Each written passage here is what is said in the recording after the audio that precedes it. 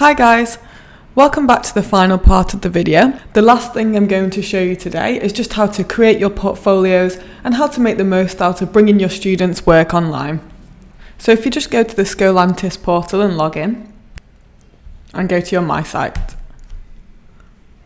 So if you want to create just a portfolio classroom, you can create a class, and when you get to the wizard, just click on portfolios and it'll be exactly the same setting this up as I've shown you in the previous videos.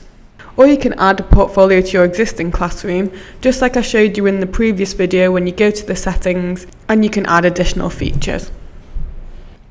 For now, I'm just going to go onto one of the classes we've already created and go into the portfolios from there. So as you can see, we've got portfolios set up at the top. So this is a really great place where students can record their work and showcase it. Teachers can go in and make assessments.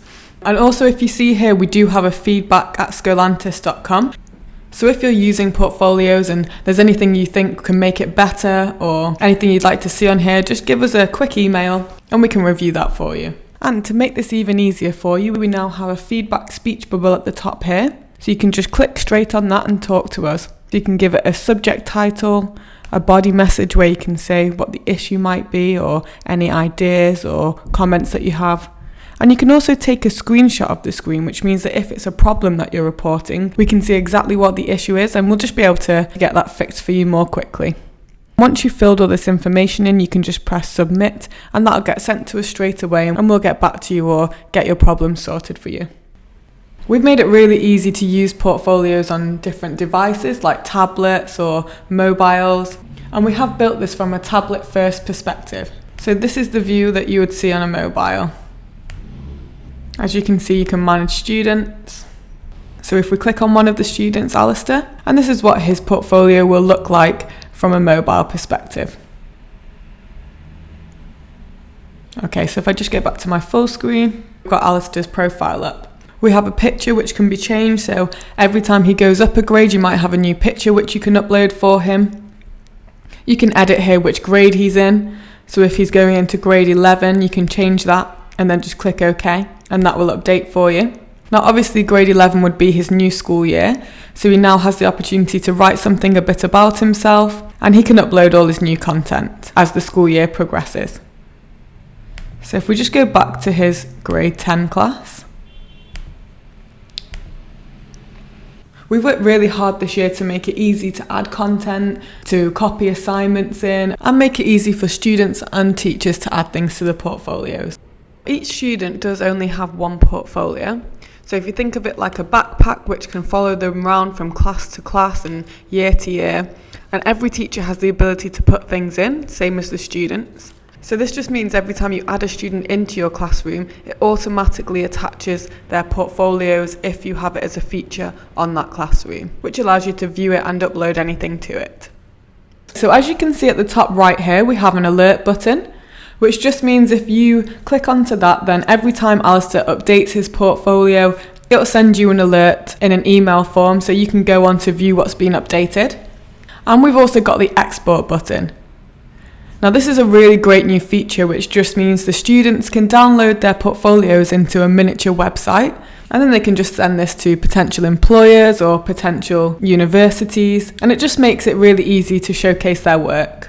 Included in the export is also the archive, which means that their bios, their pictures and their profiles for each grade is preserved. And this is included when they download it into the miniature website, so they can export all the information from every grade throughout their school life. Rowan Simon's a science teacher, so we can go into the science tab and find all his work from the science that he's put into his portfolio.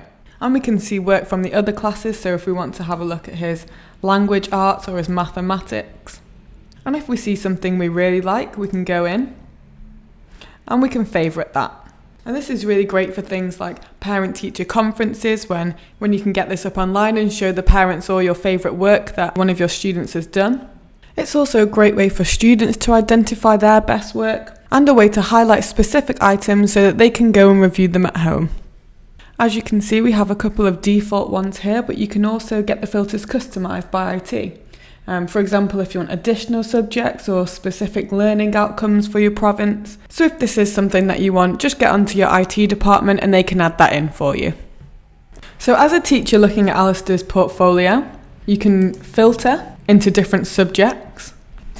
To add pictures, you can just click the easy button, give the post a title.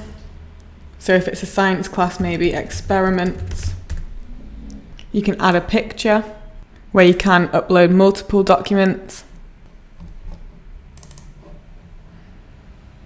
And we now have the arrows at the side, so you can order these. Say if you want this picture first, you can click the arrow to put that first.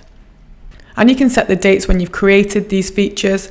Now the reason we put this in is so that when teachers are going through trying to find work, maybe if they're doing their end of year assessments, they can order these by date, and it just makes it easier to find certain work. You can add a description at the bottom. You can also insert pictures from your OneDrive, your shared docs, your Google Drive, anything like that. You can pick one of the subjects, so if this is to do with science, we'll pick the science filter. And maybe we want to favourite this as well, so we'll just tick the star at the side there. And then we submit this. Now as you can see, this has been created. We can edit it by clicking the edit button at the top. We can scroll through them, read what the pictures are about. We can also make comments, which Alistair will be able to see when he logs into his own My Site. And there it is, you can see it along with all the other work in his portfolio. You can also add videos. And again, the same with pictures. If you're on a tablet or a mobile, when you click add video, there will be an option to take a video or a picture right from the device that you're on. So for example, if you're a teacher and you have a class and there's people performing or doing a reading, you can just record that straight from your phone or your tablet and it'll upload straight onto this portfolio site. And this is really great for students to see their own work as well. So to add a video, it's the same as the pictures. You can just click on add video, make a description or insert it from your OneDrive, your media gallery, anything like that. You can set the date and put a title, and you can lock this as well. So if you don't want students editing the work that you're uploading into their portfolios, if you just click that lock button, that'll make sure they can't change anything for you. And then you can just click submit. Now as you can see, we have a video here which doesn't have an image. So if you'd like a featured image to show up when you click onto your portfolio, you can just click on the lightning add button at the top here, go to the picture button, and just add one to upload. So maybe if we click this one. So now there you go. That's just uploaded a thumbnail picture. So now your video has an image, maybe to show you what it's about. We can also add documents. Maybe if a student's written a great essay and you want that in his portfolio, you can add a document and bring his document in from your computer. You can insert it from your OneDrive, your Google Drive again, or you can even create a new Word or Excel or PowerPoint presentation right in the browser. Again, we have the option of giving it a filter just so that it's easier to find when people are flicking through the portfolios. We have a date we can set it for, and the post title. So if I just go into one that Alistair's already done, we can edit that in the browser. So maybe, for example, we see that he's got a spelling mistake. We can just go to the bottom here and make a comment, maybe say, and send him that, just telling him to check his spelling so that he can go in and edit that as well. And when he goes onto his My Site, Alistair will be able to see that new comment and go in and change his spelling. So you also have the ability to see Alistair's past work if you click on the archive button and you can select a grade. So say I want to see how he's progressed from grade 9 to grade 10 because that's the grade he's in now. We can put grade 9 and then all his work from grade 9 would come up if he had any in there. So if we just go back to his current portfolio, and then maybe we notice at the side that Alison Taylor isn't actually in our class. So we can go on manage students, we can add in students who are missing, and we can delete them from the portfolio. You can also view other students just by clicking on them at the left here. And now we'll see Alison Taylor's profile. So again, we have a picture which we can edit if that's not her. She has a little bio about herself, maybe things that she wants to improve on this year or some goals that she's had set. We can go in and look at her science homework maybe. So she's got a few things in here, some Word documents, a science crossword, and she also has a rubrics in here. which is a really great way for teachers and students to see what they've been up to in the classroom, and it also makes doing reports a lot easier. Okay, so I'm just going to show you the portfolio now from one of the students' perspectives. If we go to Alistair, so now he can see the new experiments, pictures that have been uploaded. He can scroll down. He can see Rowan Simon's comments and make one back.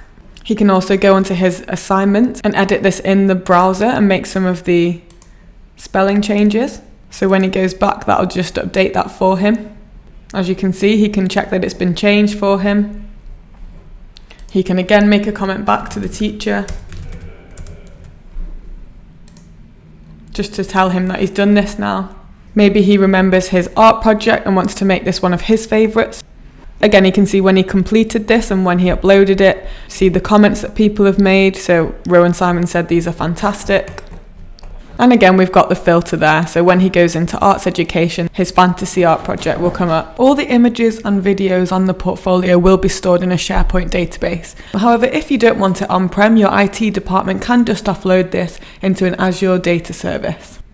Okay, so that's all from us today. I hope I've given you a good idea of how these portfolios can be owned by the students. They can export them, they can favourite items, multiple teachers can go in and add things to their portfolios and see their work and comment on that. And you can access all this from your desktop, from your tablets, from your mobiles, to really make the most of your online portfolios. That's all from me today. Thanks, guys.